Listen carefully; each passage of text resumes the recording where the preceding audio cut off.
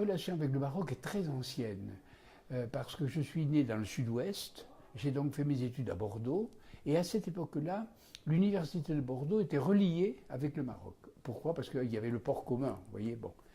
Et là, j'ai rencontré simplement à l'université des amis qui faisaient des études avec moi, vous voyez, et j'avais observé qu'ils étaient tous de très très bons mathématiciens. Ah oui, c'était des mathématiciens, et voilà. Alors j'avais dit, mais les Marocains sont tous des génies de mathématiques. Bon, ça c'est ma première. Et ensuite, lorsque j'ai été professeur, j'ai eu des étudiants marocains dans mon amphithéâtre, etc. Et beaucoup m'ont invité chez eux au Maroc, etc. Alors j'y suis allé, bien sûr. J'ai eu des expériences inouïes. Par exemple, je suis allé dans l'Atlas, j'ai rencontré des familles chez qui j'ai vécu, etc. Et puis j'ai fait aussi beaucoup de marches dans le désert marocain, etc. Des marches d'ailleurs extraordinaires. Bon. Et par conséquent, j'ai connu le Maroc à la fois des trois côtés, le côté intellectuel, le côté montagnard et le côté désertique. E per conséquent j'étais très attiré par ce pays. Del pericolo che il sviluppo incontrollato della nostra civilizzazione tecnica, economista, scientifica e questo pericolo che fa per la natura e non unicamente la natura, anche per noi stessi, ha scritto un libro per istituire una relazione di coscienza e questo libro si chiama Le contrat naturel, il contratto naturale. Il y a eu des changements profonds que j'analyse d'ailleurs dans mes livres, qui touchent l'agriculture, qui touchent l'espérance de vie, qui touchent la douleur, qui touchent le corps, qui touchent la manière, les relations entre les hommes et les femmes, etc. Vous voyez.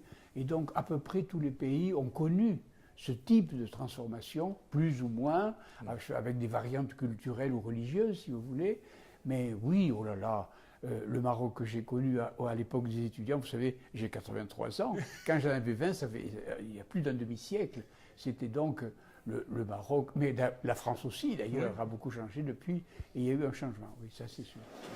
Et Bordeaux, le vin, se trouve sensiblement sous la même latitude, un peu au-dessus et un peu au-dessous du 47e degré de latitude nord, milieu exact et bienheureux de la zone tempérée. De part et d'autre des Alpes, il marque tous deux les extrémités d'un pays autrefois unifié.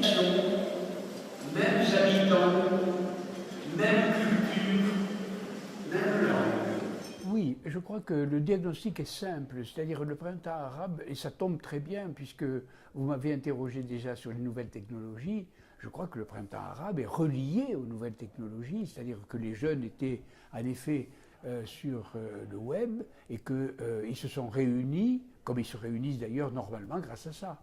Et par conséquent, le printemps arabe est relié aux nouvelles technologies. Bon, alors évidemment, il y a eu un heurt aussitôt entre les printaniers, si vous voulez, et puis les anciennes structures. Alors il y a une tension forcément entre les deux.